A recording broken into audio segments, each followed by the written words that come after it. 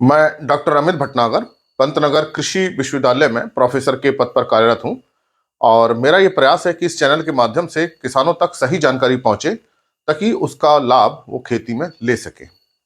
इसके लिए मैंने अपने चैनल पे एक अलग से प्लेलिस्ट बनाई है कृषि किसान, जिसमें मैं हिंदी में चर्चा करता हूं।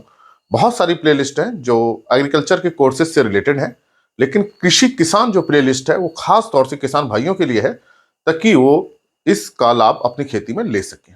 आज जो मैं बात करना चाहता हूं वो ये है कि जो एनपीके फर्टिलाइजर आते हैं, 12-32-16 है या 19-19 का है, 10-26-26 है, बहुत सारे आते हैं एनपीके फर्टिलाइजर जिसमें नाइट्रोजन, फास्फोरस, पोटेशियम तीनों होती हैं। इसका उपयोग हमें खड़ी फसल में नहीं करना चाहिए। इसका उपयोग केवल हमें बुआई के समय ही करना चाहिए, कूड़ों में डालना चाहिए और नीचे दबा देना चाहिए, खाद को मतलब बीज के साथ देना चाहिए। तो क्या ऐसा कारण है कि हम इसको खड़ी फसल में ना डालें? खड़ी फसल में हम यूरिया का प्रयोग करते हैं, लेकिन इस खाद का प्रयोग हमें सिर्फ बुआई के समय करना है और खड़ी फसल में नहीं करना है।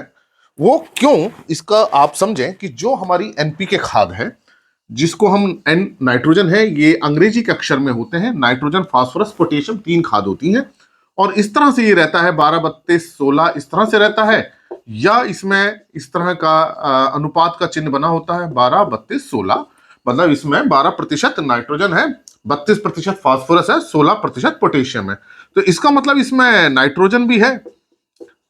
अगर हम 100 किलो देंगे इस खाद को तो 12 किलो हमें क्या मिलेगी? नाइट्रोजन मिलेगी, 32 किलो हमें फास्फोरस मिलेगी और 16 किलो हमें पोटेशियम मिलेगा। पोटेशियम को हम पोटाश भी कहते हैं। तो ये जो अनुपात है, माना ये 19-19-19 हो तो 100 किलो से इतना इतना मिलेगा। तो इसका मतलब अगर हम 100 किलोग्राम ये डाल रहे हैं यानी खाद, तो हमको नाइट्रोजन जो मिल रही है मतलब इस खाद से 12 किलोग्राम मिलेगी और फास्फोरस हमें 32 किलोग्राम मिलेगी और पोटेशियम हमें 16 किलोग्राम मिलेगा अगर हम 100 किलोग्राम डालते हैं। तो ये तीन तत्व मिलते हैं, बहुत अच्छी खाद है, लेकिन इसको हमें सिर्फ बुवाई के समय प्रयोग करना है, खड़ी फसल में नहीं डालना है। उसका कारण यह है कि ये जो खेत है, ये मान लीजिए खेत पे और ये हमारी फसल बीच में लगी हुई है, तो जब हम खाद डालेंगे यानी खाद ये कहाँ आएगी? जमीन के ऊपर आएगी। चाहे हम 20 दिन बाद डालें खड़ी फसल में या 40 दिन बाद डालें या 50 दिन बाद डालें। तो अब इस खाद में देखिए जो डाली, इसमें नाइट्रोजन भी है जिसको मैं एन लिख रहा हूं, इसमें फास्फोरस भी है, इसमें पोटेशियम भी जिसको हम के लिख रहे हैं, तीनों तत्व हैं। अब जो नाइट्रोजन होती है वो तो पानी के साथ घुल करके नीचे आ जाती है। अब जड़ें कहाँ हैं पौधों की? यहां पे हैं, ये पौधे खड़े हैं और ये जो नाइट्रोजन है वो तो घुल के जड़ में आ जाती है क्योंकि नाइट्रोजन बहुत जल्दी पानी में घुल जाती है। लेकिन फास्फोरस क्या होता है? वो मिट्टी में जहां डालो वहीं जम जाता है, मतलब मिट्टी के साथ बंध जाता है। तो जब आप डालेंगे लिखा तो फास्फोरस ऊपर ही मिट्टी के कणों के साथ बंध जाएगा, वो नीचे नहीं आएगा। तो ये जो नाइट्रोजन तो पहुंची पानी के साथ घुल करके, तो ये जो नाइट्रोजन जो ये थी ये यहां आ गई, जड़ों में आ गई, तो पौधे को इसका लाभ मिल जाएगा अगर हम खड़ी फसल में डाल रहे हैं। लेकिन फास्फोरस क्या हुआ? फंस गया। इसी तरह से पोटेशियम क्या होता है? पोटेशियम थोड़ा सा फंसता है और थोड़ा सा चलता है। तो पोटेशियम थोड़ा सा तो नीचे आ जाएगा, थोड़ा सा फंस जाएगा। तो पोटेशियम की चलने की दूरी थोड़ी सी ज्यादा होती है फास्फोरस की अपेक्षा, लेकिन उतना नहीं चल पाता जितना नाइट्रोजन। तो पोटेशियम तो अटक टक के चलेगा, थोड़ा मिट्टी में फंसेगा, थोड़ा सा चलेगा, लेकिन फिर भी वो जड़ तक नहीं पहुंचेगा। अब ना तो यहां फास्फोरस पहुंच रहा है ना यहां पोटेशियम पहुंच रहा है, दोनों ही नहीं पहुंच रहे हैं, केवल नाइट्रोजन पहुंच रहा है। जबकि हमने खाद किसके लिए डाली है?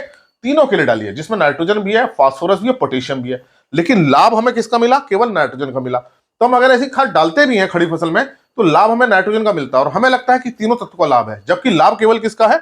नाइट्रोजन का। तो फास्फोरस और पोटेशियम तो उस फसल को मिला ही नहीं। तो हमारा क्या वो पैसे की वेस्टेज हुई, हमारा क्या वो नुकसान हो गया। तो जो ये खाद आपको डालनी है, कब डालनी है? बुआई के समय डालनी है। तो जब आप बुआई के समय खेत में डालते हैं तो ये मिट्टी में नीचे आ जाती है कूड़ों में, तो यहाँ नाइट्रोजन भी रहता है, फास्फोरस भी रहता है, पोटेशियम भी रहता है, और जैसे ही बीज से जड़ें निकलती हैं ये तत्व उसको मिलने शुरू हो जाते हैं। तो खड़ी फसल में क्यों नहीं डालना है? क्योंकि फास्फोरस वहीं फंस जाएगा जहां आपने खाद डाली है, पोटेशियम थोड़ा सा ही चल पाएगा।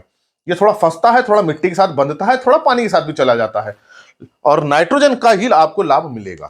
तो जो एनपीके वाली फर्टिलाइजर आते हैं, ये जो खाद आती है, आप कभी भी इसको खड़ी फसल में न डालें, बुआई के समय ही डालें।